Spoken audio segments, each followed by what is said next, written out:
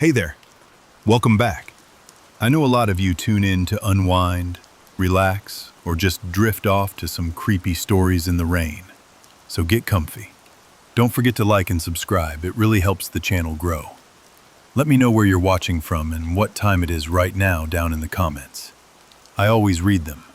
Now, lights off, headphones on. Let's begin. The girl behind the wallpaper. The Whitmore house had stood abandoned for nearly a century. Its paint peeled in long ribbons, shingles scattered across the overgrown lawn like fallen scales. No one in the village dared approach it after dark, not because of ghosts or monsters, but because of something older, quieter, and far more patient. It was said the house listened. Camille Foster didn't believe that, at least, not at first. She moved to the village of Danwick to escape. Nothing dramatic, just the slow suffocation of city life, a failed engagement, a job that had grown stale. She'd always dreamed of restoring an old house, and when the Whitmore place showed up on a property listing for an impossibly low price, it felt like a sign. The agent had been polite but hesitant. "It's a lovely old property," he said, avoiding her eyes. "But most folks don't stay long. Too remote, drafty. Locals say it's bad luck." Camille, ever pragmatic, chalked that up to superstition. She signed the papers, moved in, and began repairs that very week. The first week passed uneventfully. She scrubbed the hardwood floors, tore down rotted curtains, and cleaned soot from the fireplace. The air was dusty but dry, the structure surprisingly sound beneath the decay.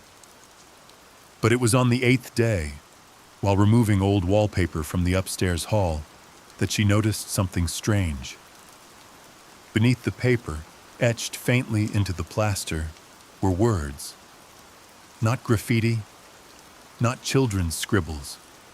Something careful, deliberate, almost elegant. "She's still in the walls."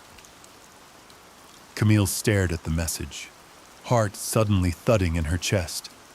She ran her fingers across the letters. No ink, no paint. Scratched directly into the plaster, as if by fingernail or knife. She took a picture and dismissed it. Some prank by a previous tenant, she reasoned. A leftover scare tactic from bored kids or local legend seekers. Still, she didn't finish removing the wallpaper that day. That night, the creaking began. It was soft at first, typical of an old house adjusting to colder weather. But these weren't random groans. They came in pairs, short, then long, almost like footsteps, bare feet on wood. Camille told herself it was in her head, until she heard the whisper. It came just after midnight, faint and raspy, as if spoken through a layer of fabric. "Camille." She sat up in bed, heart pounding. Silence followed. She waited, breath held. Nothing. She didn't sleep. In the morning, Camille searched the house from top to bottom. No signs of intruders, all doors locked, windows latched. Still, the unease lingered like smoke in the corners of her mind. On the 12th day, she resumed stripping the wallpaper, determined to get past the fear. The section next to the first message came off in one long sheet. Beneath it, etched deeper than before, another phrase. "Don't peel too far. She wakes when the walls bleed." Camille dropped the paper and stepped back. This wasn't a prank. Someone had lived here. Someone who wanted to warn whoever came next. She began researching the house's history. What she found was sparse. Records lost, dates inconsistent. But one name appeared again and again in old newspaper snippets and court archives. Annabelle Whitmore, daughter of the original owner. Born 1893, Declared missing in 1907. No body ever found. No suspects charged. One article quoted her father, a stern-looking man with a preacher's face. She was not right, touched by something beyond. The walls took her because she listened too closely. Camille shut the laptop and rubbed her eyes. The air in the room suddenly felt thicker, more humid. That night the whispers returned, longer, clearer. She's still here. Help me. Camille pressed her ear to the wall. It was cold. Then she heard scratching from the inside. She staggered back. The next morning, a fresh message was etched beside her bedroom mirror. Not in the wall this time, in the condensation. Almost through. Camille stared at the mirror, breath caught in her throat. Almost through. The words faded slowly as the condensation evaporated, as if retreating into the glass. She hadn't showered that morning, hadn't even used the sink. There should have been no fog at all. She touched the glass. It was cold, too cold. That was the day she stopped feeling alone in the house. Every creak sounded intentional. The corners of rooms seemed to ripple ever so slightly when she wasn't looking directly at them. The wallpaper in the hallway curled more each day, not from heat or moisture, but like something behind it was pushing outward. She no longer slept through the night. Each time she closed her eyes, the scratching began, slow at first, like fingernails on canvas, then more frantic. Some nights it was accompanied by a whispering that didn't sound human at all. Not angry, not kind, just tired. Worse than the whispers were the dreams. Camille dreamt of walls that pulsed like lungs, of narrow crawl spaces that stretched endlessly, filled with damp hair and the soft sound of sobbing. In the dreams, she was always searching, and at the end of the hallway, she always found a door. She never opened it, until the fifth night. In her dream, the door was already ajar. Light spilled out, sickly yellow, flickering like candlelight. She stepped through and found herself in a narrow room, walls covered in peeling wallpaper. In the center sat a girl, thin, pale, her back to Camille. Long black hair matted and hanging over a soiled nightgown. She didn't speak, just rocked slowly in place. Camille tried to turn, but couldn't. Her feet wouldn't move. Her voice wouldn't work. Then the girl turned. Her eyes were hollow, skin stretched too tightly across her cheeks. Her lips didn't move, but Camille heard the words clearly. "I'm almost through. You peeled too far." Camille woke with a gasp. She was standing in the hallway, at the spot where the wallpaper had first been peeled. In her hands was the scraper, and around her were shreds of wallpaper, littering the floor like fallen skin. She dropped the scraper and backed away. The plaster beneath was different now, damp, bulging slightly, as if hiding something underneath. She left the house for the day, driving aimlessly through nearby towns, trying to make sense of what was happening. She called her sister, tried to talk about old houses and weird dreams, but even that felt dangerous, like saying too much would let it in. When she returned that evening, the house was darker than it should have been. The hallway light bulb had burst. The floor creaked with every step. Not the wood, but something beneath it, reacting to her presence. There was a new message on the wall, scratched deep, nearly gouged into the plaster. Letters uneven and jagged, like done in a hurry. Don't let her out. That night, she set up her phone camera in the hallway, aiming it at the peeling wall. She let it record overnight. In the morning, Camille played the footage back. Nothing happened for hours. Then, just after 3 a.m., the wall began to move. Subtly at first, shifting, pulsing, as if something were breathing inside it. Then came the outline. 2 hands, pressing from within. Fingers splayed, nails long. A face followed, pressing outward just enough to distort the wallpaper into a shape. A nose, a mouth opened in a silent scream. The wall flexed, then released. The shape faded. But the last frame of the video, the final second, showed something new. A crack had formed in the plaster. Tiny, but unmistakable. Camille didn't stay to see what came next.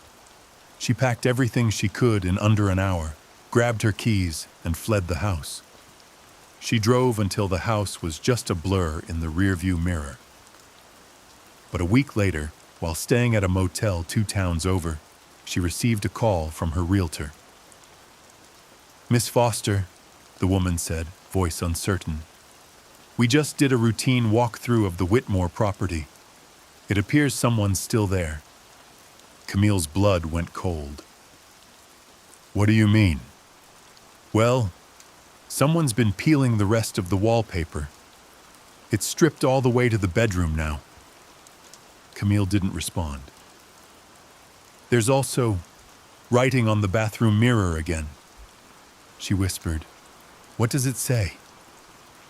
The woman paused, then quietly replied, "You can't run forever. I'm almost through." The Lights by Winslow Road.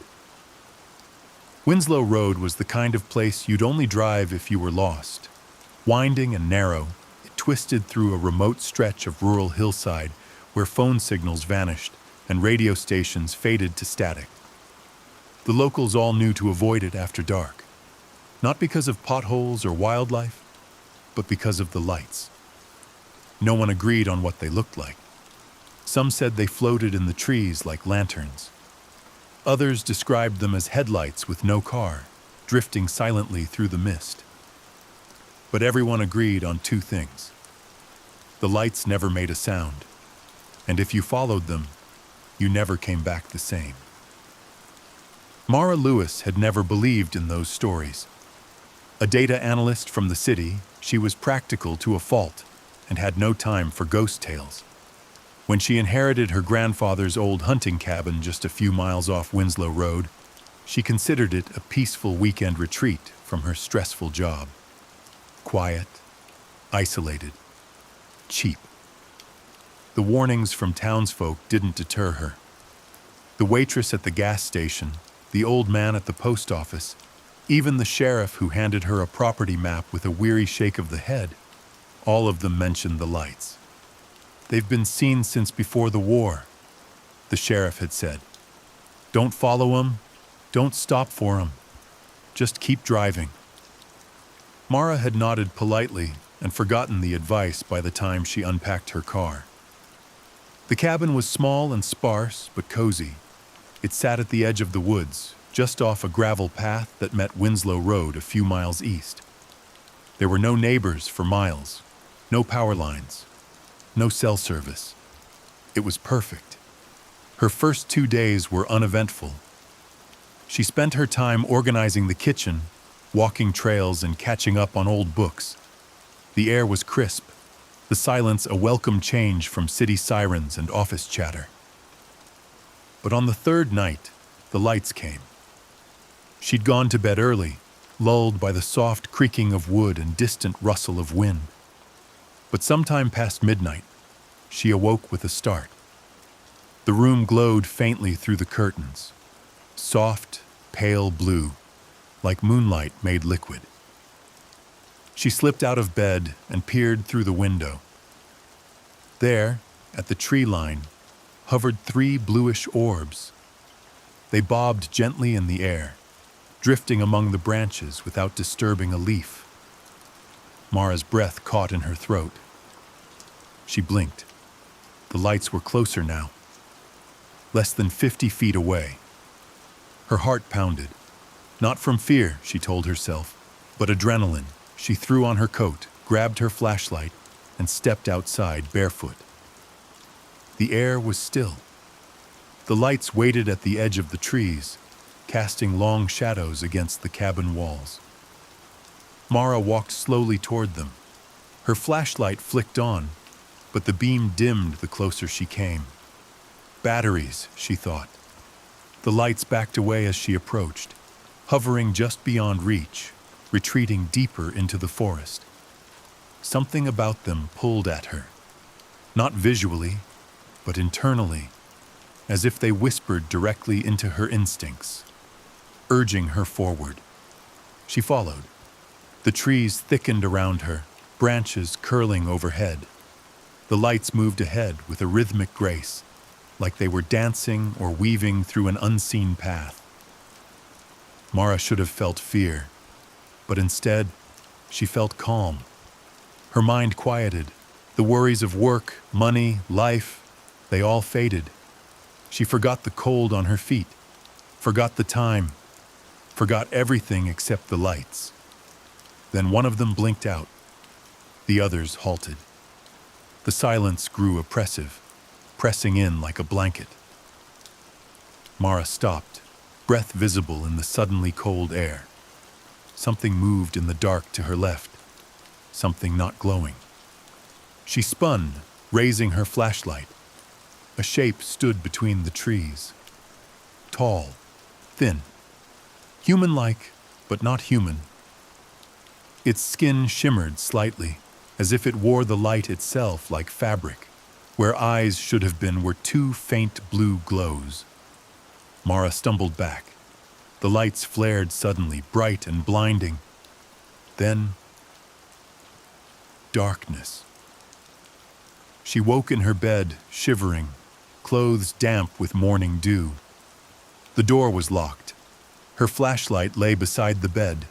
Her feet were clean, no dirt, no scratches, no sign she'd ever gone outside. She convinced herself it had been a dream, a vivid, unsettling dream. But when she made coffee that morning, she noticed something strange. On the porch, drawn in the condensation on the glass window, were 3 perfect circles. And each night since then, the lights had returned, waiting silently at the trees. The lights returned every night after that. 3 soft, floating orbs hovering at the tree line just beyond the cabin. Mara stopped opening the curtains after dark, but she always knew they were there. She could feel their presence pressing against the windows like a silent suggestion. She started sleeping with the lights on. By the 5th night, her dreams were no longer her own. She would find herself standing in the forest again, always barefoot, always facing the lights. Sometimes the tall figure returned, always in the distance, always watching. Sometimes she'd see other people, their faces indistinct, walking in slow circles under the trees. None of them spoke. None of them seemed to notice her. When she woke, she'd find faint mud tracks on the floor, pine needles tangled in her hair. Still, she convinced herself she was sleepwalking. She even set up her phone to record audio while she slept, hoping to capture proof. But every morning, the recordings were corrupted, replaced with static or long, empty silences. The only consistent sound was a low humming tone, barely audible, almost like the soft hum of power lines or deep ocean pressure. It vibrated in her skull long after she turned the phone off. She drove into town the next morning to ask questions, but no one wanted to talk. At the diner, a middle-aged woman with graying braids gave her a long, pitying look. "You stayed by yourself?" the woman asked. "All night?" Mara nodded. "You should leave," the woman said, voice barely above a whisper. "People think the lights are just stories, but they feed on people who think they're smarter than old warnings." When Mara pressed her, The woman only shook her head and walked away. That night, Mara packed her bags. Enough was enough. She planned to leave at first light. She even set an alarm. But she woke again at midnight, standing in the woods, barefoot. The air was thick with fog, and the lights were closer than ever, only a few feet ahead. She didn't remember walking outside, didn't remember unlocking the door. Her flashlight dangled from her hand, turned off. She turned back toward the cabin, heart racing, but the path behind her was gone. Only trees now. She forced herself to stay calm and retrace her steps. She turned on the flashlight. The beam barely cut through the mist. She moved slowly, deliberately, heart pounding with each crunch of leaves beneath her feet. Then she saw it. A second Mara, standing motionless between the trees. Same coat, same face, same flashlight. But her eyes glowed blue. The figure tilted its head slowly, watching her with mild curiosity, like someone observing an insect. Mara stumbled backward, tripping over a root. When she looked up again, the other version of herself was gone. The lights began to pulse, in rhythm with her breathing. Then, voices, not loud, not clear, dozens of them, whispering in overlapping fragments. She came back. She remembers. No one leaves the same. You're almost ready. Mara ran.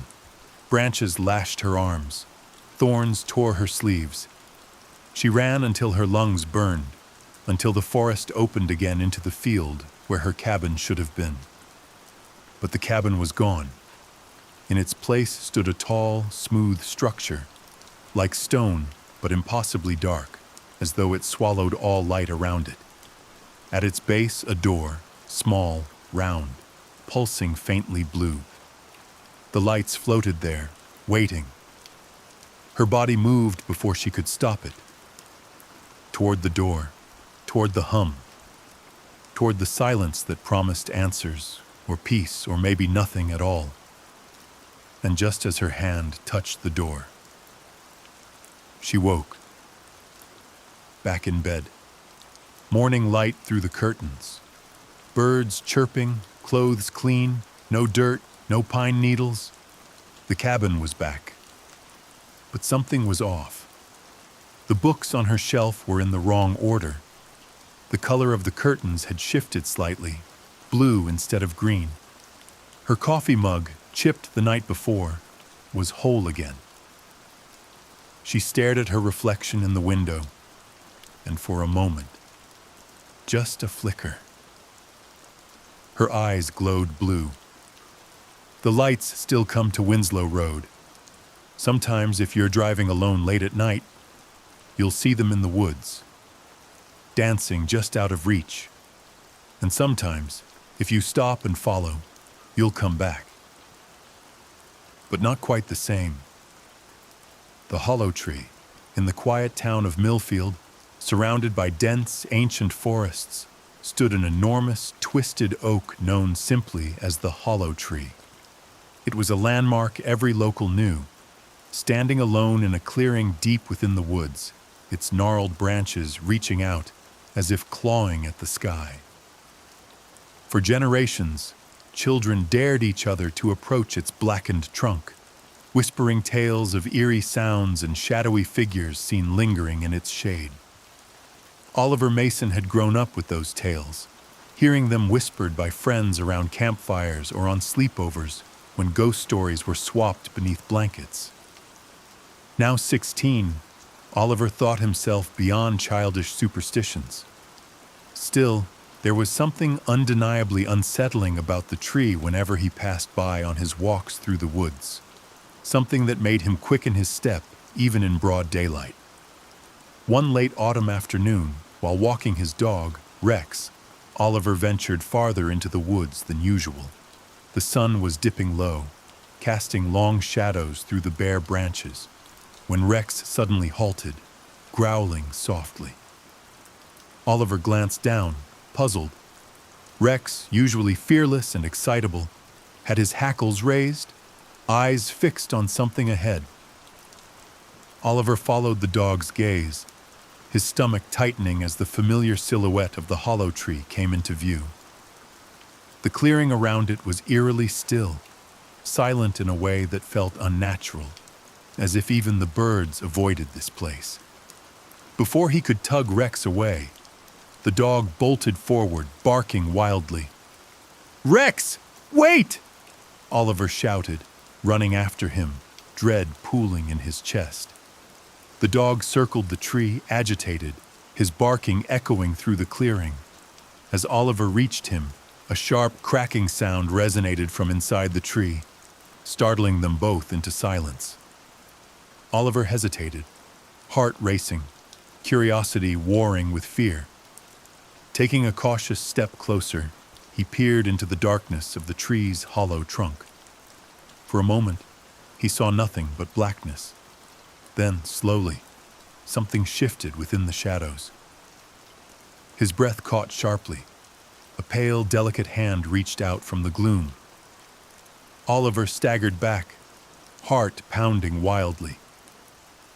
Before he could run, a soft, trembling voice emerged from within. "Please," it whispered, barely audible, "don't leave me." He froze, torn between instinctual fear and a strange, compelling sense of pity. The hand remained extended, wavering slightly, as though it might disappear at any moment. Gathering his courage, Oliver took a shaky breath and stepped closer again. "Who are you?" he managed, voice unsteady. The hand withdrew slightly, hesitating. Then the voice came again, weak and filled with sorrow. "My name is Eleanor. I've been trapped here for so long." Oliver swallowed hard, peering deeper into the darkness. "Trapped? How?" "I can't leave." Eleanor's voice trembled, softer still. "He won't let me." "Who won't?" Oliver asked, an icy dread spreading through him. Before Eleanor could answer, a sudden gust of wind tore through the clearing, rustling leaves violently and drowning out her fragile voice. Rex barked furiously again, pulling urgently on his leash. Oliver glanced around wildly, feeling an unmistakable sense of being watched. I have to go," he stammered, backing away slowly. "I'll come back, I promise." "Please," Eleanor's voice begged desperately from within the darkness, fading as the wind howled louder. "Don't leave me alone." Oliver turned and ran, Rex at his heels, heart hammering with fear and guilt. As he broke free of the forest and reached the edge of town, he dared a glance behind him. The woods were still, ominously silent, yet he could almost feel eyes watching from the shadows. That night, sleep evaded him entirely. The pleading voice echoed in his mind, haunting his thoughts with guilt. Who was Eleanor, and what horror kept her bound to the hollow tree? Oliver knew he couldn't abandon her. Whatever lay waiting in those shadows, he would face it again, no matter how terrifying the cost. The next morning, armed with determination and sunlight to bolster his courage, Oliver returned to the clearing. Rex trotted beside him, calmer now but still wary, his ears pricked forward attentively. The hollow tree loomed before them, silent and imposing, its shadow stretching ominously toward them despite the bright daylight. Taking a deep breath, Oliver stepped toward the tree, feeling the air around him grow colder with every step. "Eleanor?" he called softly, voice trembling slightly despite his effort to remain calm. "Are you still here?" For a moment, there was only silence. Then the pale hand emerged once again from the darkness within the trunk, beckoning gently. Heart racing, Oliver approached closer, hesitantly reaching out until his fingers brushed against the cold, delicate skin. A sudden rush of images flooded his mind. Dark woods, a shadowy figure, chains rattling, whispers of fear. Oliver gasped, pulling back sharply, breath ragged. "You see?" Eleanor's voice whispered mournfully. "He keeps me here." "Who is he?" Oliver demanded, fighting to steady his breathing. "The keeper," Eleanor replied softly. "He guards this place, keeps souls like mine bound to the tree. I can't escape unless he's stopped." "How do I stop him?" Oliver asked, resolve hardening within him. Before Eleanor could answer, the air around them grew frigid. A shadow emerged from the trees, tall and menacing, cloaked in darkness. "You cannot stop what must remain." The shadow rasped, stepping closer, chains clinking ominously. "Leave now, or join her fate." The well in Granger's Field, on the northern edge of Redfern County, lay a forgotten stretch of farmland known as Granger's Field. Nothing had grown there in decades. Locals avoided it, and children were warned not to wander too close. The soil was said to be cursed, though no one could quite agree on why. Some blamed an old family tragedy. Others whispered about the well. When Claire Morrison inherited the field from an uncle she barely remembered, she was 27, newly divorced, and looking for a fresh start. The deed came with a crumbling farmhouse and a key that barely turned in its rusted locks. She moved in during spring, full of cautious hope and boxes of second-hand furniture. The farmhouse sat at the edge of the field, where grass grew tall and brittle. The well stood in the center, covered by warped wooden planks and overrun by vines. It was the first thing Claire noticed when she arrived. A shadow in the landscape, too dark, too still. At first, she ignored it. There was too much else to do. The house needed repairs, the roof leaked, and strange drafts came through the floorboards at night. But on the fifth night, she began to hear the sounds. They started faintly. Creaks in the floor when she was still. Murmurs like distant conversations coming through the vents. Claire dismissed them as an old house settling. But one night, just after midnight, she heard something else. A steady, rhythmic knocking from somewhere outside. She got up, flashlight in hand, and followed the sound to the edge of the field. The wind was still. The air smelled of damp earth and something metallic. She swept her light across the tall grass until it landed on the well. The cover had shifted slightly. She froze. The knocking stopped. The next morning, she found the cover fully removed. The wooden planks lay several feet away, as though thrown. The well yawned open, a black hole in the earth. Claire stared into it, half expecting something to look back. She told herself it had to be animals, maybe raccoons or coyotes, but deep down, she didn't believe it. That night, the whispers returned, closer now. They weren't coming from the vents. They were coming from beneath the floor. Claire, sleep-deprived and shaken, found herself drawn back to the well the following evening. She brought rope, a lantern, and her journal. She didn't know what she planned to do, only that she had to see for herself. She tied the rope to a sturdy fence post, looped it under her arms, and began her slow descent. The walls were damp, lined with moss and roots. The air grew colder the deeper she went.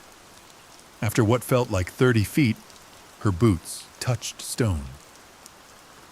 To her surprise, the well opened into a narrow corridor carved roughly into the earth.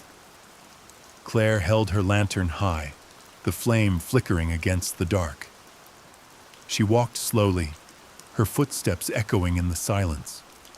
The walls bore faint scratches, like claw marks or desperate hands. Her breath misted in the cold air. After several yards, the corridor opened into a small chamber. At the center sat a wooden rocking chair, worn and cracked, facing the wall. Claire felt her stomach twist. Something about it felt wrong, familiar. Then the chair began to rock. She didn't move. Her breath caught. No wind, no draft. The chair moved deliberately, back and forth, as if someone sat in it, watching the wall, waiting. A voice broke the silence. Software male, right behind her. "I knew you'd come back." Claire turned, but there was no one there. Only darkness and the quiet creak of the chair rocking slowly. Claire's breath hitched. The voice was too close. Intimate, familiar in a way that made her skin crawl. Yet when she spun around, the passage behind her was empty, swallowed by flickering shadows. Only the sound of the creaking rocking chair remained, steady as a heartbeat. She took a step back, lantern trembling in her grip. "Who's there?" she called, trying to sound firm. Her voice echoed too loudly in the chamber, as if the earth itself were mocking her. No answer.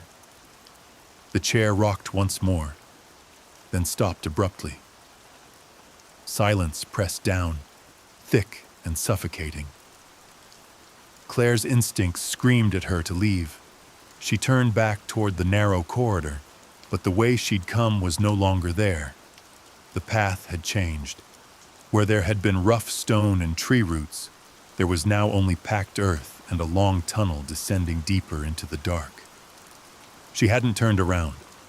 She hadn't moved. And yet somehow, everything had shifted. Panic surged through her. She held the lantern higher, heart pounding, and forced herself to move forward. Every step felt like it echoed in eternity. The walls seemed to breathe, pulsing gently, as though the tunnel itself were alive and watching her. After what felt like hours, she emerged into another chamber, larger than the first. This one was circular, with 7 crude wooden doors set into the earthen walls. Each one was identical, except for a single black symbol painted above them, symbols she didn't recognize. But one door stood open just slightly. From within, she heard humming. Not a tune, not music, just the sound of someone humming in a low, hollow tone. It was the kind of sound that vibrated in the bones, that made your body tense without knowing why. Claire approached the open door slowly. "Hello?" she whispered. The humming stopped. Then came a dragging sound, soft and wet, followed by something brushing lightly against the inside of the door, like fingernails on wood. She stepped back. "I just want to leave." A low voice, different from before, female now, whispered, "You already did, but you came back. You all come back." Suddenly the lantern dimmed, the flame shrinking into a pale dot. Claire's hands trembled as coldness rushed in from all sides. The shadows began to writhe, taking vague shapes, faces half-formed, expressions twisted in sorrow or rage, mouths moving silently, as if screaming in a vacuum. She backed toward the tunnel, but something grabbed her ankle. She fell hard onto the cold earth, the lantern skittering away. The light flickered, then went out. In the darkness, Claire thrashed and kicked, freeing herself. She crawled blindly toward where she thought the tunnel had been, but every direction felt the same. The air was wrong, stale, hollow. It smelled like rot and old wood, and something beneath that, something sweet and foul, like flowers dying in stagnant water. She screamed for help, the sound swallowed whole by the chamber. Then, a soft light bloomed ahead of her. Not the lantern, something else. She rose and walked toward it, dazed. The light led her to another chamber, this one filled with dozens of objects, shoes, toys, photographs, all dusty, long-forgotten personal things. In the center was a large mirror, freestanding and cracked down the middle. In its reflection, Claire saw the well. Not from the inside, but from above, as if she were looking at it from the farmhouse porch. And standing beside the well was herself, but older, eyes sunken, skin gray and tight. The reflection, Claire turned and looked straight at her through the mirror. "You never left," she said. The mirror shattered. Claire screamed. She awoke on the floor of her farmhouse just inside the front door. The morning sun streamed through the windows.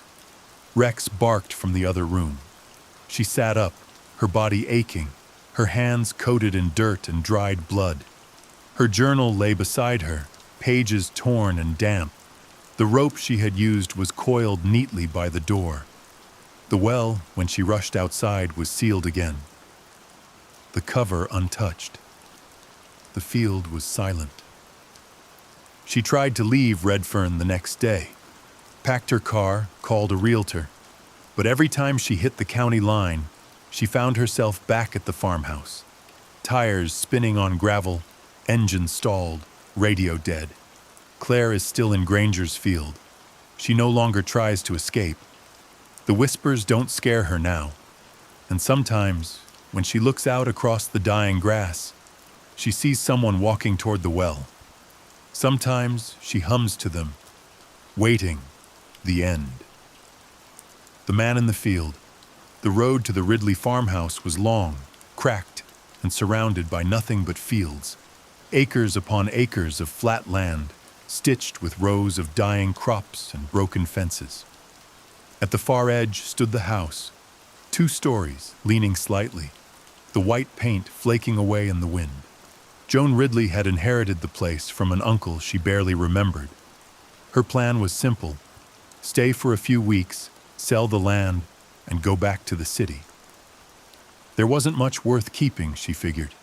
No working plumbing, no cell service, and a dust-covered interior that hadn't seen a broom in decades. But what struck her most wasn't the house. It was the figure in the field. She first noticed him on the second morning. Just after sunrise, while sipping coffee and peering through the cracked kitchen window, Joan saw someone standing out in the field. Not moving, not walking, just standing. The figure was too far away to make out clearly, just a tall silhouette between the withered corn stalks. No hat, no tool, no sign of a vehicle. Joan squinted. A local farmer, maybe? But there were no other houses for miles.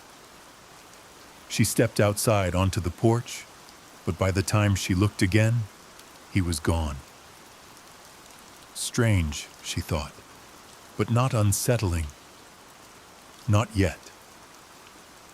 That night, the wind howled, the kind of wind that rattles window panes and makes old homes groan like they're remembering something. Joan had just drifted off to sleep when she heard a noise, a soft knock. She sat up in bed, waited. The wind surged, then fell again. Another knock. Not from the front door, from the rear. She padded downstairs, flashlight in hand, her footsteps loud against the creaky old floors. She reached the back door and paused. 3 slow knocks. She raised the flashlight and swung the door open. No one was there, just the back porch, the broken swing creaking slightly in the wind. The field beyond was black with night. She closed the door, locked it, and didn't sleep again. The next morning, he was there again, the figure in the field. closer now, standing just at the edge of the crops, near the old scarecrow. Joan stepped onto the porch and stared. Her coffee steamed in her hand. The figure didn't move, didn't wave, just watched. She called out, "Hello?" No response. She blinked. He was gone. No movement, no sound, just vanished between one moment and the next. She didn't bother telling anyone. There was no one to tell. Her phone still had no signal, and the nearest neighbor lived 5 miles down an unpaved road. That evening, she checked every door, every window, made sure the old locks held, left the kitchen light on. The knocking came again. This time, louder, faster. Front door, then back, then the side of the house. She clutched the flashlight and backed into the living room, unsure where to go. The windows rattled. The air in the house grew heavy, like a storm had settled over it. Then everything went still. She crept to the front window and parted the curtain. He was standing in the front yard, no longer a silhouette. Closer, real. His skin was pale, clothes tattered and hanging like rags. His eyes were dark, not black, but wrong, like they hadn't blinked in years. Joan stepped back. Didn't scream, didn't breathe. The figure tilted its head slightly, as if listening. Then he smiled and walked back toward the field. By morning, he was gone. But near the porch steps, pressed into the soft earth, were bare footprints, large, facing the house. Joan didn't go outside the next day. She made coffee, sat at the kitchen table, and stared at the field through the smeared window, waiting for him to appear again. But the rows of crops remained still, empty. Not even the birds came near. She tried to tell herself she was imagining things, that the knocking, the figure, the footprints were all part of her being alone in a strange house, surrounded by silence and too many shadows. But the fear lingered. Not the fear of being watched, the fear that something was getting closer. That night, she set up chairs against each door, dug an old baseball bat out of the attic. She even propped a mirror across from the front window, angled to give her a view without pulling back the curtain. Just after 2 a.m., the mirror shifted. It was subtle, a flicker, a ripple in the glass. But Joan saw it. She crept toward it, clutching the bat. The image reflected was unchanged at first. Then a shadow appeared. He was there again, closer. Standing just outside the window, head tilted slightly, like he was listening through the glass. His eyes locked with hers in the reflection, even though she was crouched behind the couch. He smiled again. But this time, it was wider. Teeth too white. Too many of them. She lunged forward and yanked the curtain closed, heart pounding. No knocking this time, just silence. Then slow, deliberate footsteps across the porch. The creak of the floorboards, the sound of fingers gently dragging across the wooden siding. She stayed awake until dawn, bat in hand. When the sun rose, the figure was gone. But this time, the field had changed. The scarecrow was missing. Joan approached the field cautiously later that morning, boots crunching over dry soil. The scarecrow pole was still there, but the clothes that had hung from it for years were gone. Only the rope bindings remained, frayed and loose. On the ground nearby, pressed into the dirt, were more footprints. Not fresh, but not old either. Deep, bare. Joan packed that afternoon, She didn't even finish the coffee, just stuffed everything she could into the back of her car and started down the cracked driveway. But when she turned onto the main road, her headlights lit up the figure standing in the middle of it. She slammed the brakes. The man didn't move. His head twitched sideways, jerking like a puppet pulled on a fraying string. His eyes, even at that distance, caught the light with a sickly shine. Joan threw the car into reverse, tires spinning. She drove all the way back to the farmhouse, hands shaking. She couldn't believe it, but she knew he wouldn't let her leave. She stayed inside for 2 more days, didn't open the windows, didn't answer the knocking when it came. And each morning, she found the man had come closer. Now he was on the porch again, just outside the window, staring through the glass. Waiting. Then, on the 3rd night, the knocking stopped. It was worse. There was a new sound. Breathing. From inside the walls. Shallow, deliberate breathing. Like something mimicking what it thought a human breath should sound like. Slow. Dragged. Wet. Joan backed into the corner of her bedroom, clutching the bat. She heard a soft thump above her head, then another below the floorboards. And then, the closet door creaked open on its own. She didn't scream, she didn't run, she just stared. Because inside the closet, where her coat should have hung, was the man. His body folded like it had no bones, his head slowly lifting to meet her eyes. "I watched you sleep," he said, voice like dried leaves scraping pavement. "I wanted to understand you." Joan lifted the bat. The lights went out. When the sheriff arrived the next morning for a wellness check, the house was empty. No signs of struggle, no footprints in or out. Just rows of crops bending slightly in the wind. And at the far edge of the field, where the scarecrow pole once stood, the figure was back. Still. Silent. Wearing Joan's clothes. The sea had always been a treacherous companion, whispering dark secrets to those who dared to listen. On the northernmost coast of Maine, shrouded in fog and battered by relentless waves, lay the forgotten wreckage of the SS Morning Star. She had been a grand passenger ship in her prime, ferrying travelers between continents until one cold October night in 1927, when she vanished without a trace. 72 years later, fragments of her rusted hull resurfaced, washed ashore by an angry storm.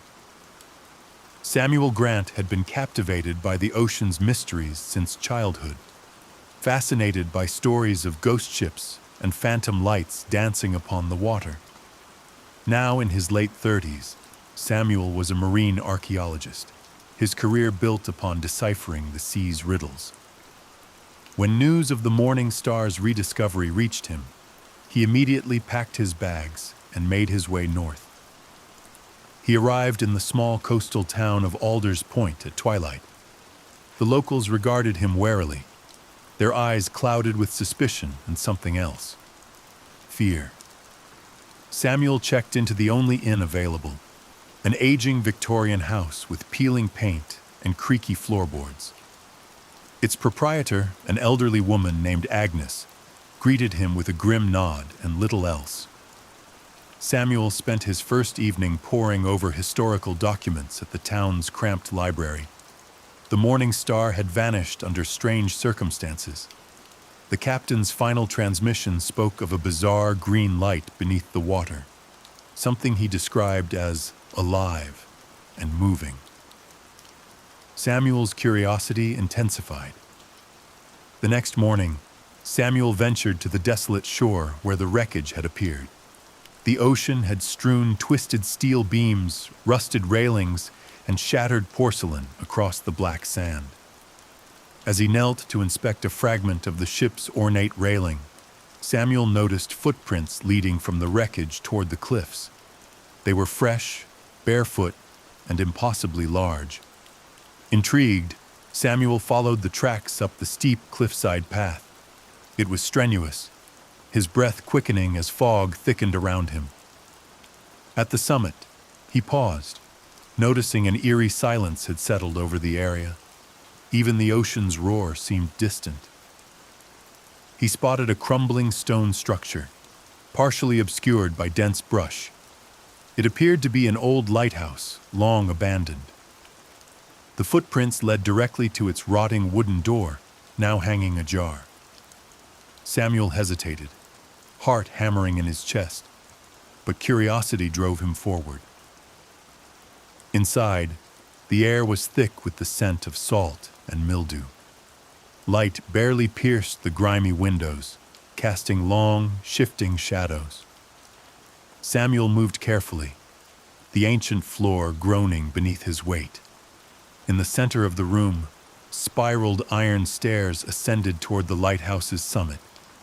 Each step upward filled him with inexplicable dread, but retreat felt impossible now. At the top, he found the lighthouse beacon room empty save for a solitary object resting on the dusty floor. An old ship's compass, its glass cracked and needles spinning erratically. Samuel reached for it, his hand trembling slightly, when a sudden noise echoed from below, slow, deliberate footsteps ascending the staircase. He froze, the hairs on the back of his neck standing on end. "Hello?" he called, voice barely above a whisper. The footsteps paused momentarily, then continued their unhurried climb. Panic gripped Samuel. He searched frantically for another way out, but found only the narrow observation platform. Trapped, he stepped outside, the wind whipping around him. Below, the ocean roared angrily against the jagged rocks. Through the lighthouse window, he glimpsed a shadow ascending the final stairs, a massive figure, its outline distorted by the grimy glass. Samuel's breath caught in his throat as the figure stepped into view. It was impossibly tall, draped in tattered, seaweed-covered garments, its features obscured by darkness, save for two piercing eyes that glowed faintly green. Samuel's heart hammered painfully. The figure lifted an arm, pointing a long, gnarled finger toward him, its mouth opening silently, as though screaming a warning only the sea could hear. Overwhelmed by terror, Samuel stumbled backward, nearly slipping from the platform. When he looked up again, the figure had vanished, leaving only the sound of waves crashing below.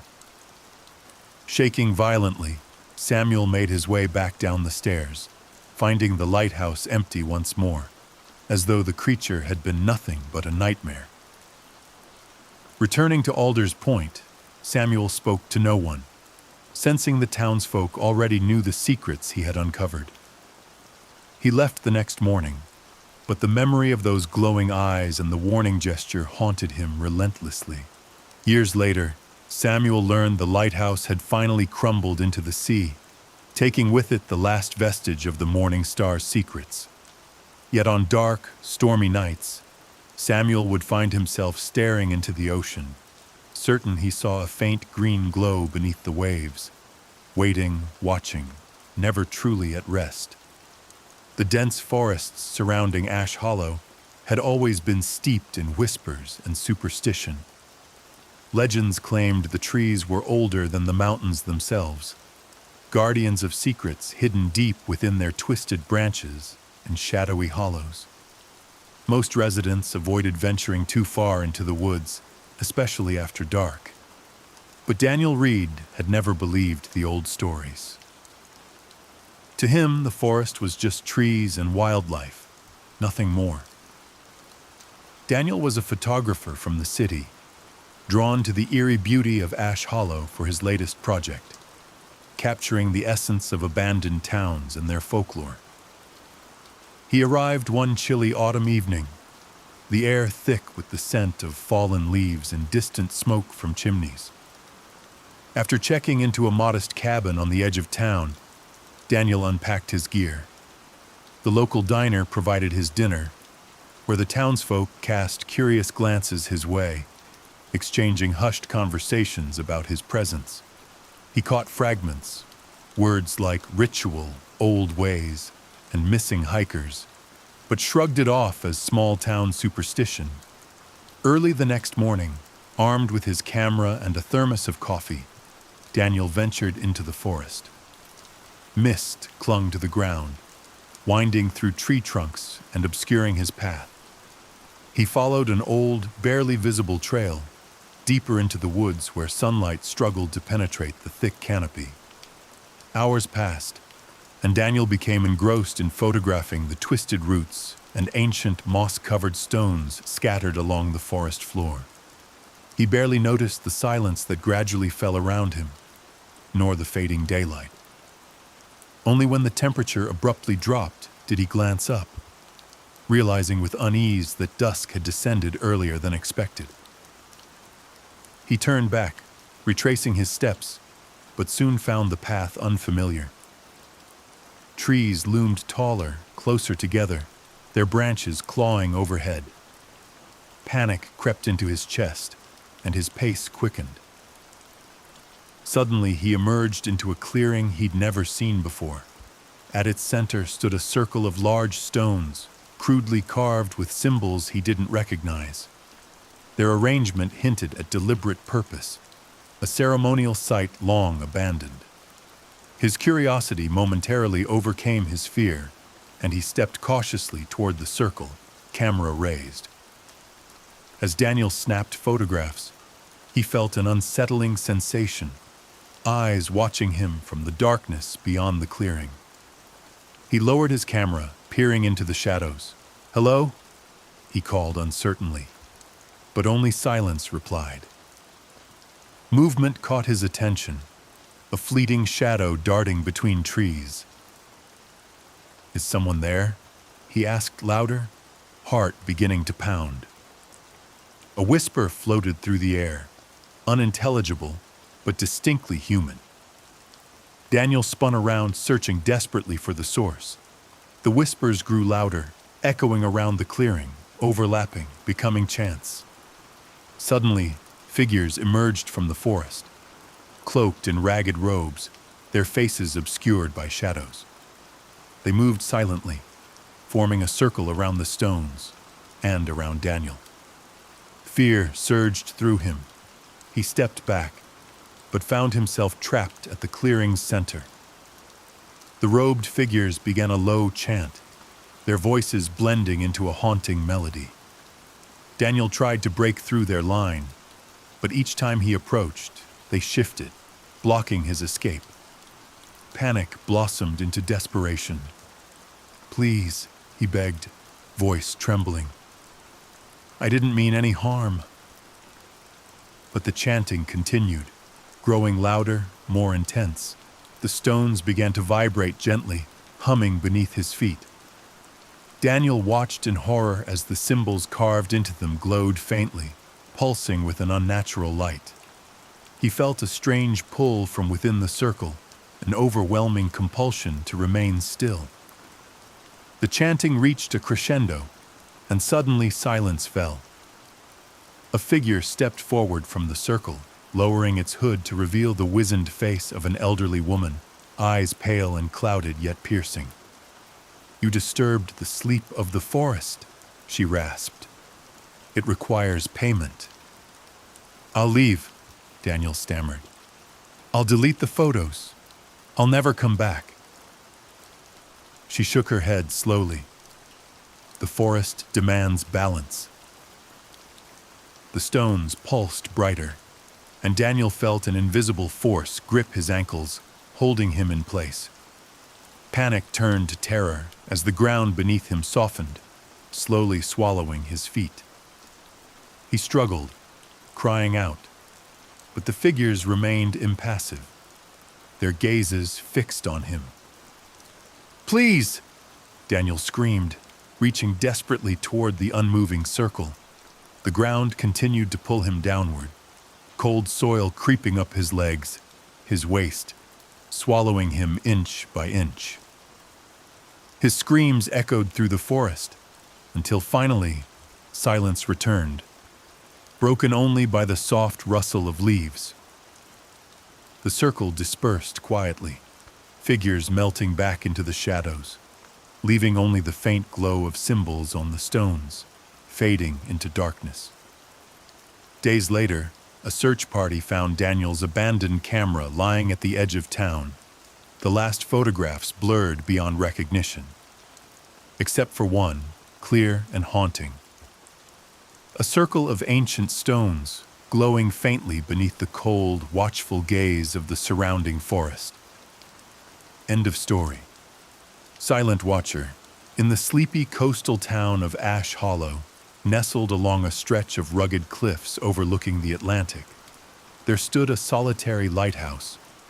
It had long since been abandoned, the white paint peeling away in large flakes to reveal the weathered stone beneath.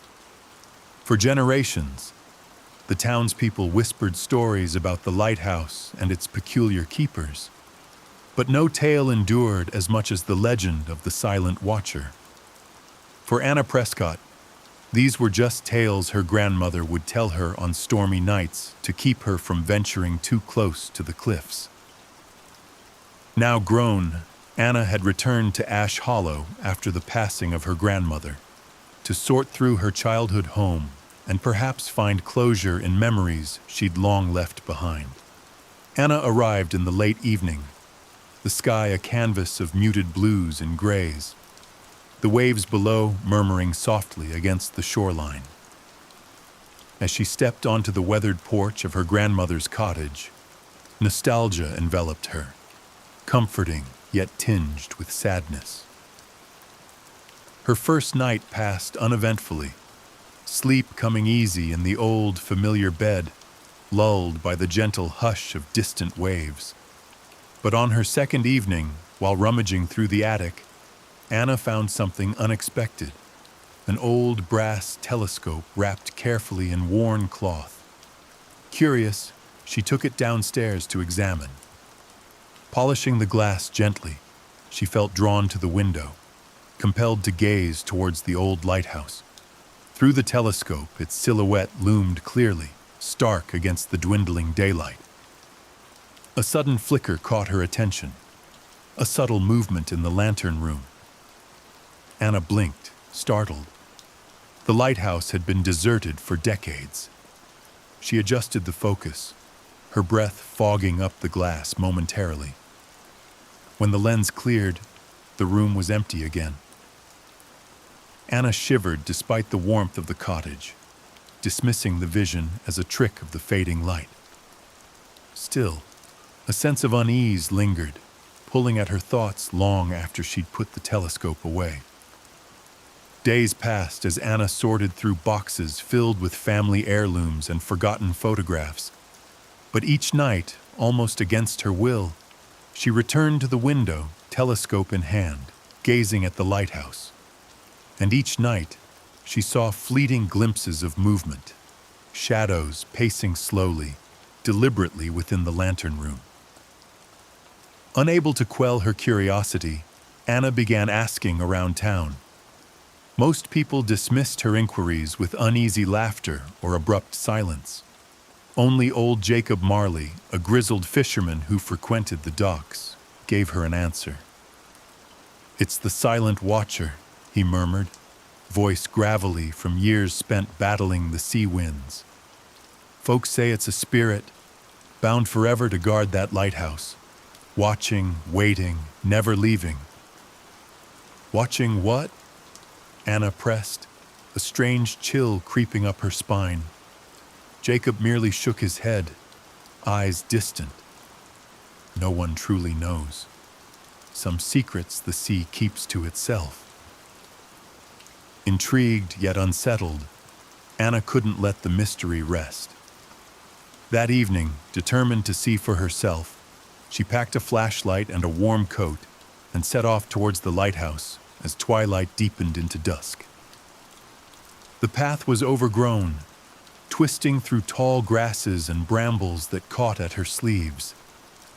By the time she reached the lighthouse, stars dotted the darkening sky, and the sea had become a whispering presence far below.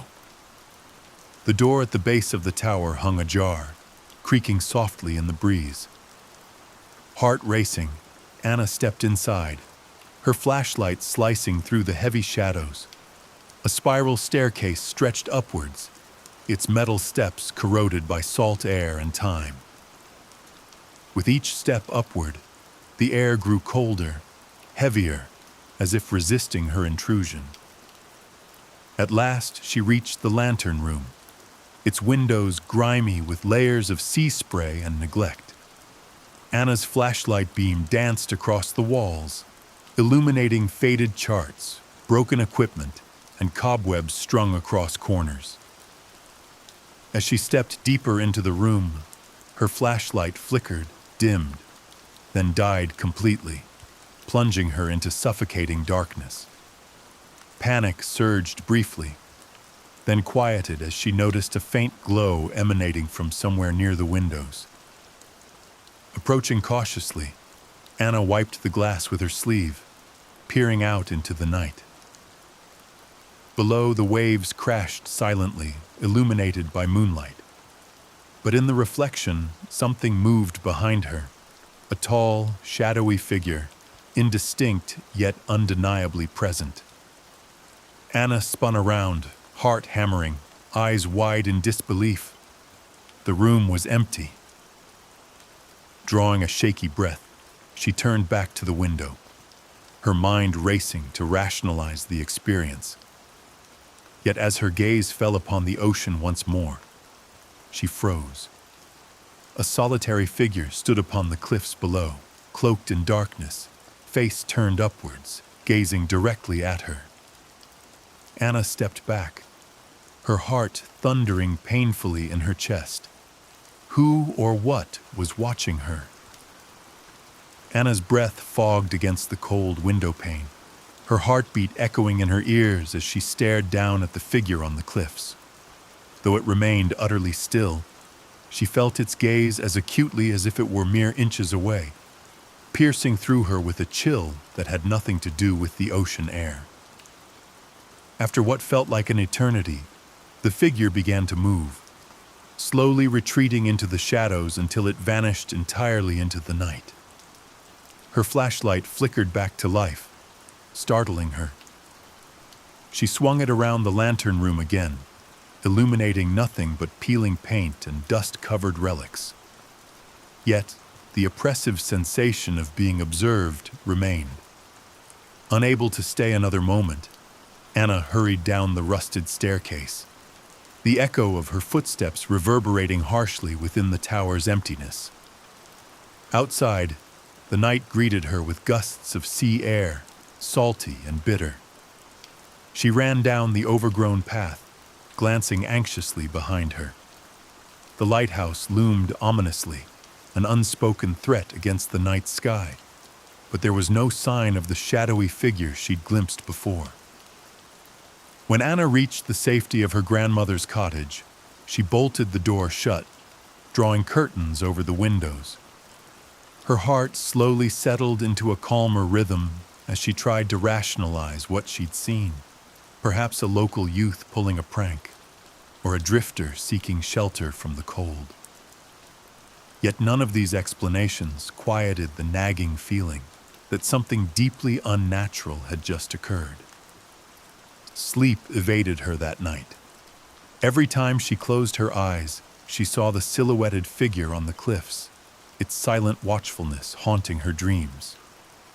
When dawn finally broke, Anna was relieved yet exhausted, her resolve hardened to find answers before the next night fell.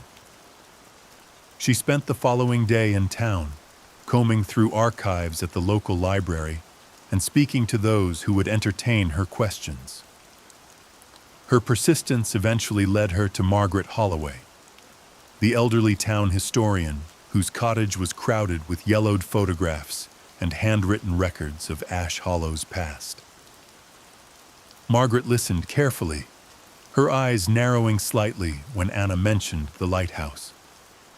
The silent watcher, Margaret began softly, glancing warily at the dusty window as if ensuring they were alone. The legend goes back to when ships frequented our shores. The lighthouse keeper was a man named Elias Gray.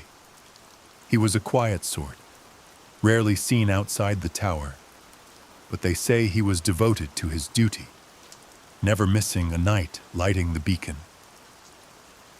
Anna leaned closer, sensing the older woman was about to share something few others knew.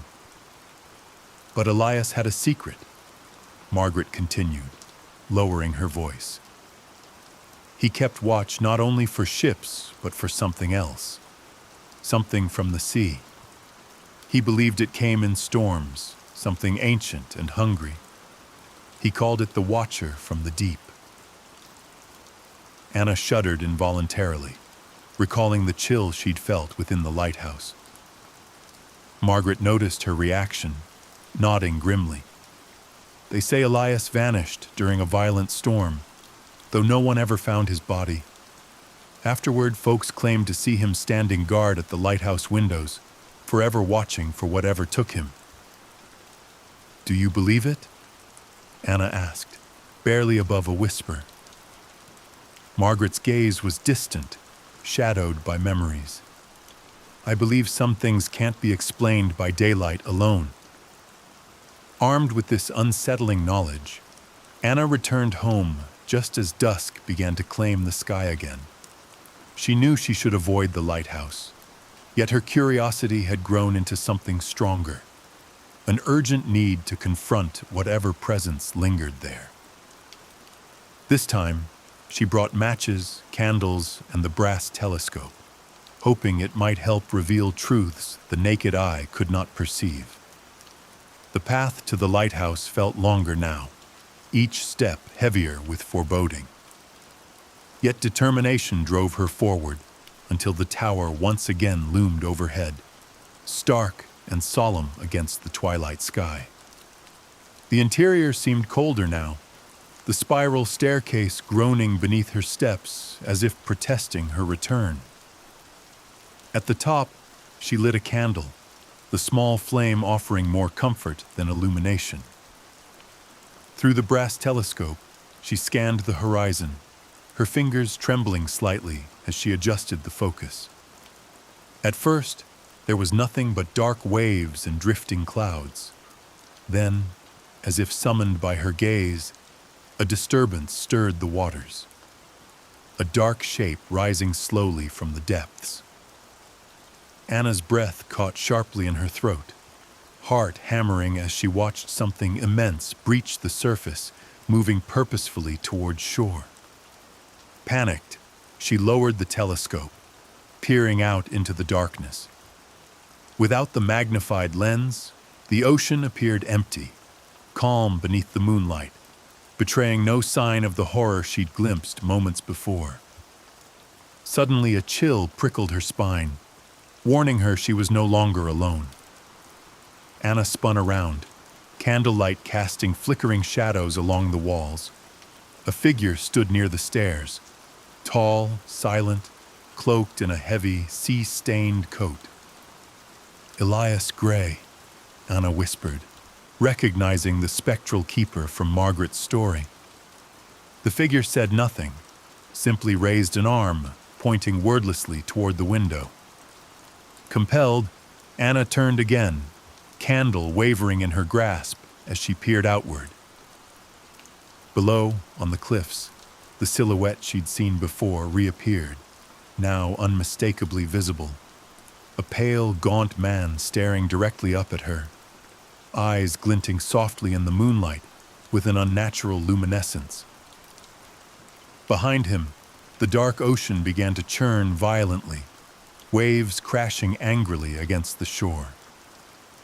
Realization struck Anna like a physical blow. The Watcher from the deep had returned, and somehow she was now part of Elias Gray's eternal vigil.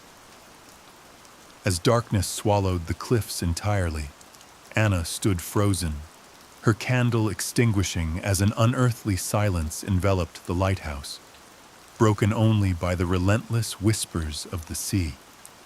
The end. The last transmission from Station Echo, in the frozen silence of the Arctic Circle where even radio waves seemed reluctant to travel, there stood a research outpost known as Station Echo. It wasn't on any tourist map. It barely existed in official records. Built during the Cold War and repurposed over the decades, Echo was the final waypoint before true nowhere, a lone speck surrounded by hundreds of miles of unbroken white. Only a handful of personnel rotated through the station each year.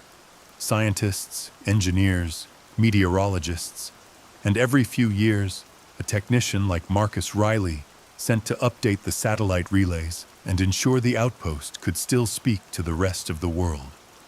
Marcus wasn't nervous when he arrived. If anything, he welcomed the isolation. After 12 years of tech work in noisy cities and overlit offices, the stillness of Echo seemed almost sacred. Clean air, no distractions, just systems to monitor and time to himself. He arrived by cargo chopper in mid-September. By October, the final supply run departed, and the snow set in. For the next 6 months, Station Echo was cut off. On paper, he wasn't alone. Dr. Nora Sharma, a climatologist, and James Holloway, the grizzled outpost supervisor, completed the 3-person winter roster. They were polite, competent, and kept mostly to themselves, which was fine by Marcus. He spent his days running diagnostics, logging readings, and maintaining the satellite array, a skeletal tower that rose from the ridge like the ribs of some ancient beast. At night, he read, drank cocoa, and listened to old jazz records through his headphones. Everything was quiet, until it wasn't. It began with static. The satellite uplink, which had remained steady since his arrival, began experiencing brief blackouts, blips of dead signal that lasted only seconds. At first, Marcus blamed the snow, but soon the blips became more frequent, longer. The logs showed no hardware failures. Then the messages started. At precisely 2:17 each morning, a burst of data would appear in the comms log, a packet labeled as originating from Echo's own system.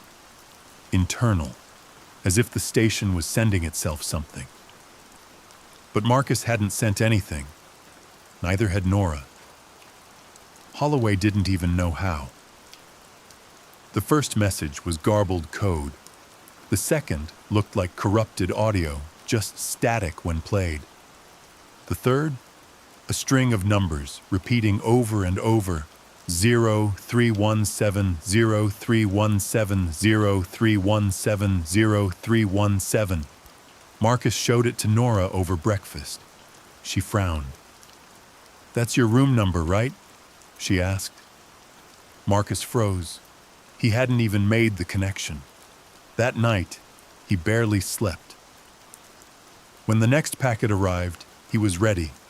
He isolated the signal, decrypted it as best he could, and played the raw audio.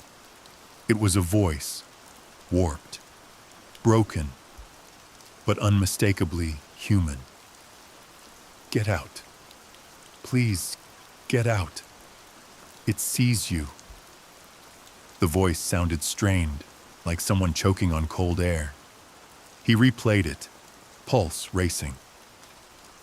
And then he recognized the voice. It was his own.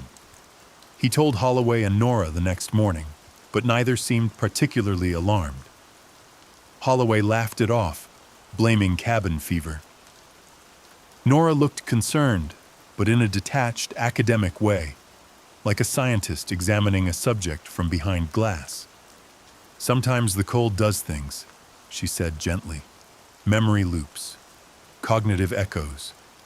We're not wired for this kind of isolation." Marcus didn't argue, but that night, he locked his door. And still, the messages came. They grew longer, clearer. Sometimes they were audio, sometimes just logs from Echo's internal system, records that Marcus had never seen before, dated months in the future. Power failure, Sector 3, status critical. Personnel file updated. Riley, M, condition, deceased.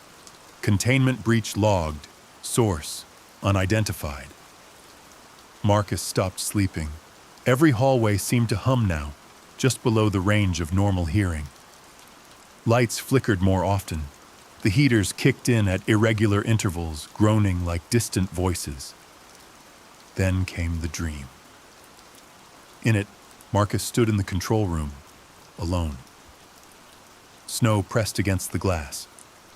The signal array outside twisted slightly in the wind. But when he turned around, the room was wrong. Stretched, elongated. At the far end stood something tall, humanoid but impossibly thin, wrapped in something that shimmered like static. It had no face, only a void where the head should have been.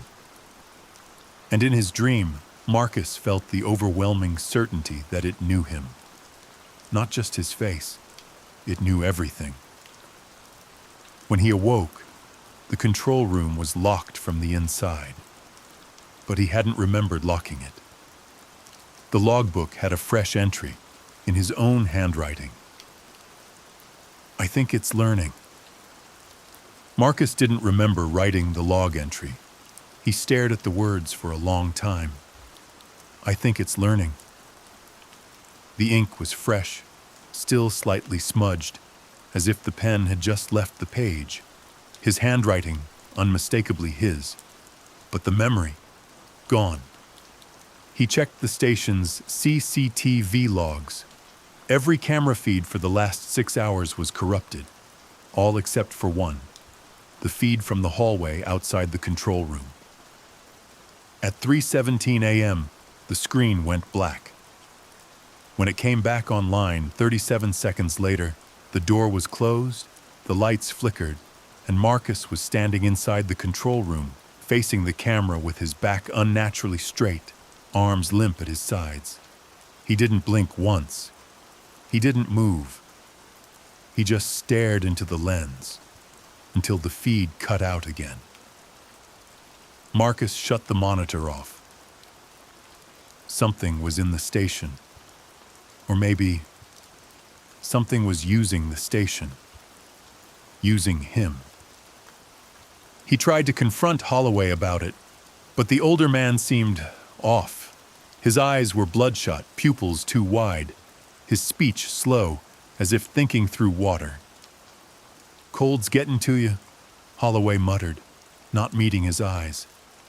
"Don't go chasing ghosts, Riley." And Nora? She was gone. Her room was empty, bed unslept in. Her parka and boots still sat by the door. Her laptop, open, displayed a text document on loop. Don't listen to it. Don't look at the glass. Don't look at your reflection. It's not you. Marcus closed the laptop slowly. He checked every room, every corridor. No sign of her. No trail in the snow outside. Just perfectly undisturbed white leading off into the endless flatness beyond the ridge. He returned to the control room. The terminal was already waiting for him. Another log entry. No timestamp. No origin. Just a message. It took her. Holloway next. You're the last. Then audio began to play. Marcus recognized the static before the voice formed. Then came breathing. Shaky, close to the mic, and then his own voice again. If you're hearing this, then it's already inside. It doesn't kill. Not the way we think. It copies. Uses you like a mask, and no one notices, not right away. But your thoughts aren't yours, and it watches through you. You'll start to forget things, then wake up where you didn't fall asleep. The voice began to distort, slowing, warping. Don't look at your reflection. It watches through the glass. It learns faster when you do. The audio stopped. Marcus stood, trembling, in the flickering silence. Then he looked at the window.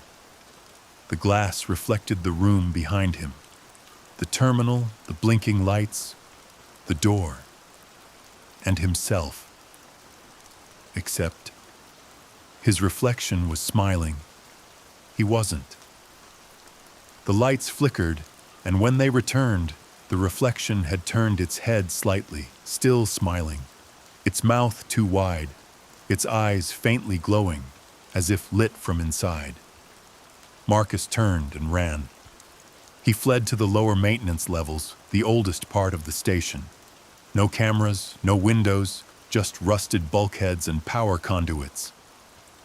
There, in the dark, he wrote out a message by hand, stuffing it into a plastic equipment pouch and taping it inside the backup generator housing, the one spot he hoped wouldn't be electronically compromised. My name is Marcus Riley. If you're reading this, I didn't make it. Something got into the station, through the satellite, maybe through the signal itself. It mimics. Copies thoughts, memories, faces. I don't know what it wants. I don't think it can be killed. Only isolated, burn the systems. Don't activate the main uplink. And whatever you do, don't look in the mirrors. Don't listen to your own voice. If you start hearing yourself, it's already too late. The power cut out that night. The station went dark, buried in storm. A week later, a Russian icebreaker reported receiving a full diagnostics upload from Station Echo. Perfect. Clean. No anomalies. Marcus's voice signed off at the end, assuring mission control all systems were nominal. But when a new crew arrived months later, they found the station empty. No bodies, no signs of a struggle. The only oddity was a note in the control log, unsigned. The system is functioning as intended. Everything is quiet now. And on the main monitor, faint but visible in the static, a reflection of someone standing in the room, smiling. The end. Dead air. There was a radio station on the edge of town that no one talked about anymore. QRC103.1 FM, known during its brief golden years as the voice of Quarantine County. It played classic hits during the day and coast-to-coast conspiracy shows at night. The signal wasn't strong, but it reached deep into the woods and low valleys where cell towers failed. And then one day, it just stopped. No announcement, no farewell, no static, just silence. The building still stood on the hill off Route 6, a squat, concrete structure with a rusted antenna that blinked weakly in the dark. Most locals assumed it was dead, but some claimed if you tuned your radio just right, at just the right time, you could still hear something broadcasting. Lena Graves didn't believe in ghost stories. She was a journalism grad and a freelance podcaster trying to build a following. Small-town myths were her niche, and Quarantine's Phantom Station made perfect bait for her next series. She arrived in the middle of October, recorder in hand, bundled in a thick jacket, eyes already scanning the hillside for the station tower. She booked a room at the only motel in town and made herself a promise. Find the truth, get good tape, and don't get sucked into the local superstition. Her first day was uneventful. Locals weren't eager to talk. Most just gave her odd looks and shrugged when she asked about the station. One older man at the gas station said, "Don't listen after midnight," before walking away. She took notes anyway. That evening, back in her motel room, Lena set up a shortwave receiver and started scanning the FM dial. Nothing, just static. She left it running while she sorted through her interviews. Then, at 12:03 a.m., the static dropped. A voice came through. Software garbled, but unmistakably a human voice. "If you can hear me, please respond." She froze. The signal was weak, full of crackle, but it held. A low hum in the background, like wind through wires. The voice repeated, "Someone, anyone. It's not gone. It's under." Then the signal cut. Lena rewound the recording 3 times. The voice didn't match any known emergency broadcast protocols, and it hadn't repeated like an automated loop. It sounded desperate. She barely slept. The next morning, she drove up the hill to the old station. The gravel road was barely passable. Weeds had overtaken the lot. The front door hung off its hinges, creaking in the wind. Inside, the air was musty and still. The walls were covered in yellowing soundproof foam, peeling at the corners. The broadcast room was mostly intact. Dusty equipment, old cassettes, and a wall calendar from October 2003. Exactly 20 years ago. She found the main console buried beneath a tarp. The power was off. No working lights. But when she sat at the board and turned one of the knobs, she heard a click. The power was still connected. That night, back in her motel, she played the voice again. "It's under..." She scanned old newspaper archives online. In 2003, WQRC's signal cut unexpectedly during a late-night broadcast. The last show was a conspiracy call-in about underground military bunkers. No final transmission was ever released. The host that night, Bennett Crane, was never seen again. The station claimed he resigned.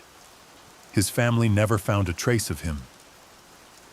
Lena returned the next day.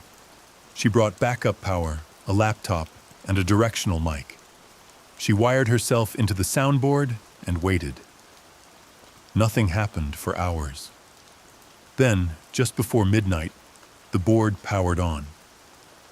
No lights, no hum, just a faint red glow on the ONAIR sign overhead. Lena reached for her recorder, but the soundboard started feeding static through her headphones. She heard breathing, and then a voice, right next to her. "You shouldn't be here." She ripped the headphones off and spun around. The room was empty. The mic light flickered on. Dead air, and then her own voice, distorted, speaking back to her. "It's under..." Lena's breath caught in her throat. Her voice, her exact voice, played from the console, warped and slowed, repeating the same phrase, "It's under." She hadn't recorded that, hadn't said it. But there it was, clear as anything. The on-air sign overhead pulsed once more, casting a dull red light through the dust and silence. Then it clicked off. The equipment went dead. She sat frozen for a full minute, then grabbed her gear and left the station without looking back. Back at the motel, she replayed her audio from the session. Nothing. Her recorder had captured the ambient silence. No breathing, no static, no voice. Just a dead room. But her headphones still rang with the memory of that moment. Her voice, echoing something someone else had said 20 years ago. She pulled up everything she could find on Bennett Crane, the missing radio host.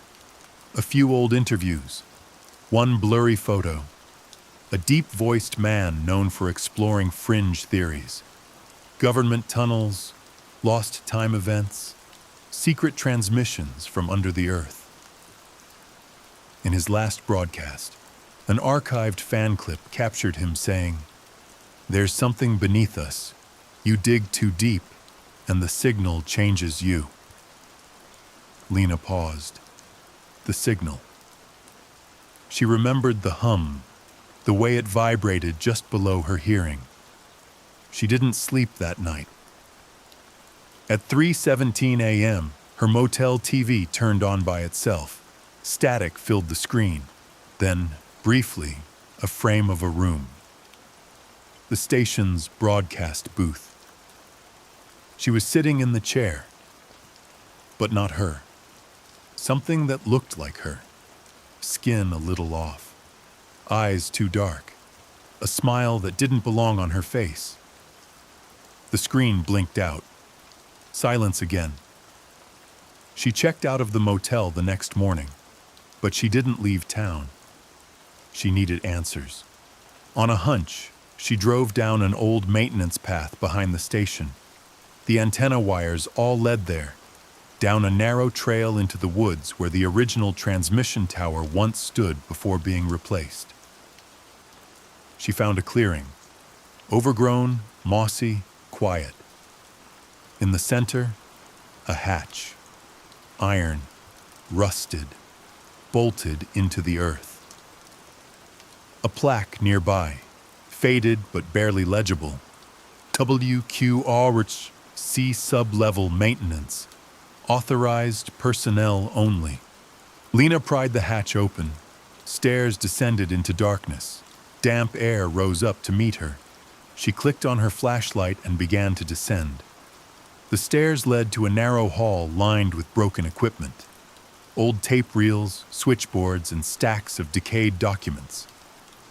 But beyond that, at the end of the hallway, was a door, marked only with chalk letters. Echo Booth. Inside, the room was identical to the broadcast booth above. Same table, same microphone, same dusty chair. But this room was covered in mirrors. Every wall, every corner, and every reflection showed Lena sitting at the mic, even though she hadn't yet sat down. The air shifted. Her flashlight dimmed. Then, from the console, "We've been waiting." Dozens of voices, all versions of hers. One whispered directly behind her ear, "You brought us back." Lena turned and ran, up the stairs, into the woods. She didn't stop until her lungs gave out, and her car came into view through the trees. She drove until she saw highway signs again. Until the woods looked normal. She never aired the episode. But one night, weeks later, she found an FM station on her car radio she hadn't seen before. 103.1 FM. She paused, and her voice came through. Not a podcast, not a recording. Live. "I never left, and neither will you." The signal cut to static. The lake at low tide. Milner Lake had always been strange, but it was dependable. Every season, every year, the water stayed the same, black as oil, cold even in summer, and never once did it shrink. Locals joked that it was fed by something underground. Others said it wasn't a lake at all, just a flooded sinkhole the town built around. But no one questioned it too seriously. It was just always there. Then, in late June of 2022, the lake began to drain. It didn't happen all at once. At first, the dock sat lower than usual. Then, by the end of the week, the water line had pulled back 4 feet. By July 4th, half the lake bed had turned to muck, drying into cracked plates that gave way under your boots. Fish were found dead and stiff near the shore. The air began to smell metallic, like rust and sulfur. At the center of the shrinking lake, something emerged. Not driftwood, not a rock, a structure. Concrete, thick, sun-bleached, but intact. About 20 feet across, shaped like a slab, with a rusted metal edge running along one side. Some thought it was the foundation of an old bridge or dock, but people who'd lived in town their whole lives, people like Curtis Meyer, swore they'd never seen it before. Curtis lived alone in a trailer overlooking the water. Former volunteer firefighter, widower, quiet, but sharp.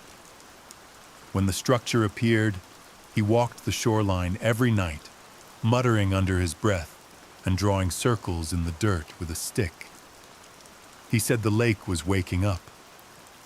Of course, no one listened, especially not once the internet got involved. A local kid posted a drone video on Reddit. Within 2 days, it hit the front page. Urban explorers, horror vloggers, self-proclaimed cryptid hunters all showed up. Some pitched tents. Others flew drones over the slab. One guy even tried kayaking through the mud. The most famous was Tim Vale, a YouTuber. He had 2 million subscribers and a habit of narrating everything like it was an apocalypse. His video was supposed to be a live event, 24 hours at the haunted lake ruin. He set up camp just off the edge of the slab, chest-mounted camera, GoPro on a pole, wireless mic on his collar. For the first 2 hours, nothing happened. Then he stepped onto the slab. "There's a hatch," he said, pointing. "Steel, no handle, looks sealed." He tapped it with his boot. "Feels warm." The stream cut to static. People thought it was staged, like part of the video, but when the signal didn't return, and when Tim didn't respond to calls or texts, the police finally went out there. His campsite was empty. Camera gone. Tent ripped. And the slab? It was clean. No footprints. No gear. Like he'd never been there at all. Curtis didn't act surprised. When they asked him, he just said, "You all poked something that was buried on purpose." That night, he walked barefoot down to the lake with nothing but a lantern. He stood right at the edge of the concrete, staring at it for what must have been hours. At 3:12 a.m., his neighbor saw him through the trees, waist deep in the muck, mouth open, speaking. But there was no sound, only the bubbling of water beneath the slab. By morning, Curtis was gone. His boots sat neatly at the edge of the lake bed, soles caked in clay. The lantern was still upright, still lit. No one knew what fuel he used. The flame burned steady, orange and unnatural, even in daylight. Sheriff Harmon found a shallow trail of footprints leading out to the concrete slab, and nothing beyond it. No splash marks, no signs of struggle, just a pair of footprints that ended abruptly, mid-step. The sheriff ordered the site taped off, but the town had no budget for guards. 2 days later, kids from the next county over broke in and live-streamed themselves running across the lake bed. One of them, a girl named Mallory, stepped onto the slab and immediately collapsed. Flat. No twitching, no jerking, just dropped. Her friends screamed and rushed to her. She woke up seconds later, eyes wide, nose bleeding, whispering over and over, "It's not dead. It's not dead."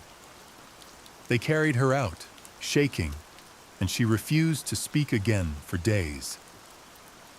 Curtis's disappearance got local media coverage. They called it a tragic accident. The town tried to board up the lake trail, post warnings, but it didn't stop the curious. If anything, it fueled the myth. People online started calling it the Milner Seal. The footage from Mallory's live stream was deleted within an hour. Her friends said none of them did it. It just vanished. Soon after, odd things began happening in the neighborhood surrounding the lake. Dogs stopped drinking the tap water. Lights flickered at 3:12 a.m. Windows would shiver in their frames. even when the air was still. A man living on Pine Ridge Drive, 3 blocks from the lake, claimed his faucet ran thick black water that smelled like burnt hair. By the end of August, more lake bed had dried up, exposing rebar-like structures beneath the mud. Not just the slab, but a network of submerged, geometric shapes. The outline looked almost like a building plan. Not modern, not industrial, more like a temple, but angled wrong, built too low, and still warm to the touch. Then came the knockings. People who lived within view of the lake reported hearing 3 knocks on their windows at night. Always 3. Always just before 3:12 a.m. One man set up a Ring camera. The footage showed nothing. No person, no animal, no breeze, just the sound. Sharp, rhythmic, right next to the lens. He stopped recording after that. He also moved out. In September, the county finally responded. They sent geologists. 2 of them stood on the slab with sensor equipment. While checking temperature anomalies, one of them, Dr. Calvin Hayes, dropped to his knees and began scratching at the concrete with his bare hands. He broke 2 fingers before the other pulled him away. His blood soaked into the slab. They say it disappeared on contact. Dr. Hayes later claimed he saw a symbol on the slab, something circular with teeth. He drew it on the back of a receipt and handed it to the sheriff. Then he walked straight into the lake bed and was never seen again. By October, Milner Lake was bone dry. The mud hardened into cracked, sun-split tiles. The entire basin looked like a dried wound. In the center, the concrete slab remained, untouched by weather, heat, or time. Cold to some, warm to others, unmeasurable by equipment, completely inert until someone touched it. The town council blocked all access.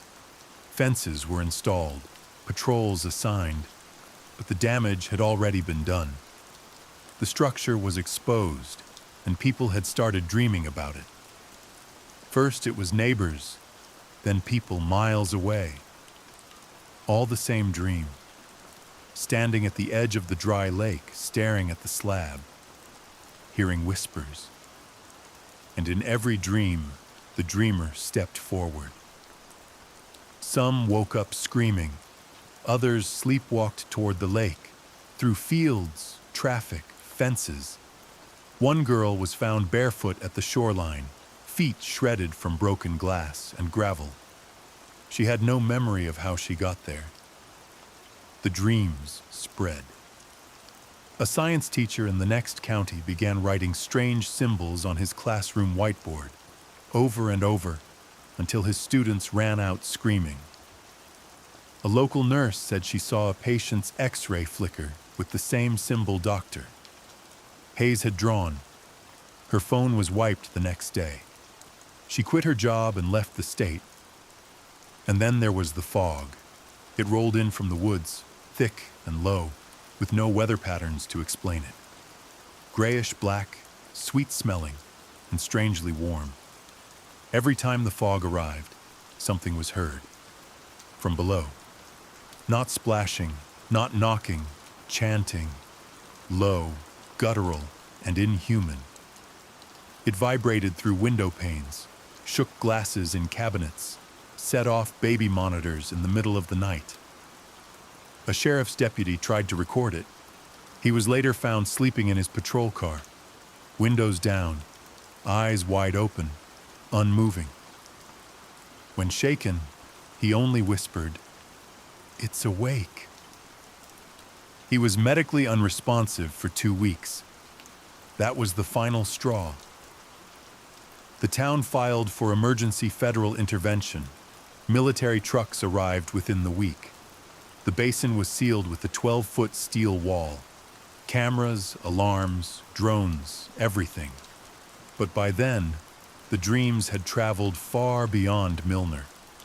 People from other states started emailing local news, sharing identical stories of a concrete door with no handle and a voice below the earth. Reddit threads were locked. Videos mysteriously disappeared. Even Mallory, the girl from the original stream, went silent. She was last seen boarding a bus to a town that no longer shows up on maps. The internet dubbed it the Slab. The government, of course, never released a statement. They claimed the lake dried up due to a geological pocket collapse, whatever that meant. But those who saw it, really saw it, they know the truth. It wasn't a slab. It wasn't a ruin. It was a seal. And now it's broken. And whatever was beneath it remembers our names.